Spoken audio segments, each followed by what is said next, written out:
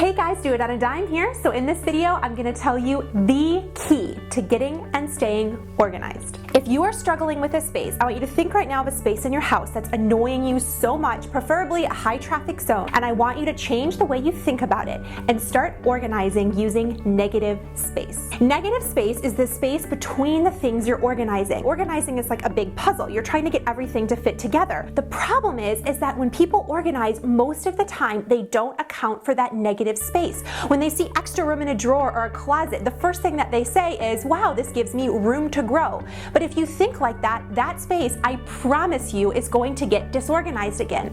But if you start thinking of the space between the items as almost as important as the actual items you're organizing, that truly, for me, is when I have found the most success. And I open up drawers in my home and I think this is awesome and organized, and it stays that way all the time because I organize with negative space in mind. So I know a lot of people are like, I don't have that luxury. We don't have that much room to organize. How am I supposed to use that when we don't have a lot of space to begin with?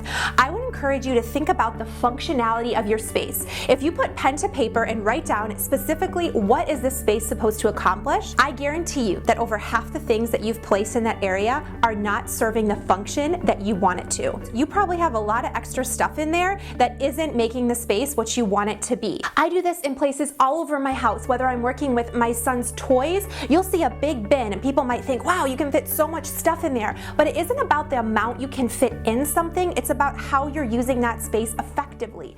So I wanted to show you guys that we're updating our house all the time too. This is my super old 1980s cabinets, and here's where I keep my lids. This space is now the most functional it has ever been. I took this little pull-out drawer organizer that I got online. I'll put a link in the description if you're interested. And all I do is grab my lids. I can see everything that I have.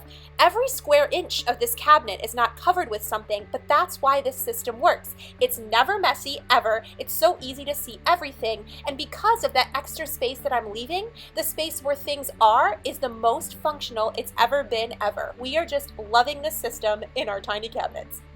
I really think it's important to allow a minimum of 20% negative space in any zone or area that you're trying to organize. Think of it as the higher traffic your area, the more negative space you need to have. So I can easily put things back. I can do it in one step. It's in, out, and I don't have to think. Now, I'm not saying go become a minimalist and get rid of all your stuff. I'm not a minimalist. I'm far from it. But I think that that's a technique that in really high traffic areas, if you start implementing, you're going to be really happy. So take 2 or 3 different areas of your house that you feel like you're struggling with and take some items out of there, move them to another place of your house, donate them, put them in a halfway home, get rid of those items and see how your space starts to function. I really think that you're going to surprise yourself. If you guys want more videos like this, please be sure to subscribe to my channel. Come visit me on Facebook, Instagram. Everything will be linked in the description, and I will see you guys in the next one. Bye!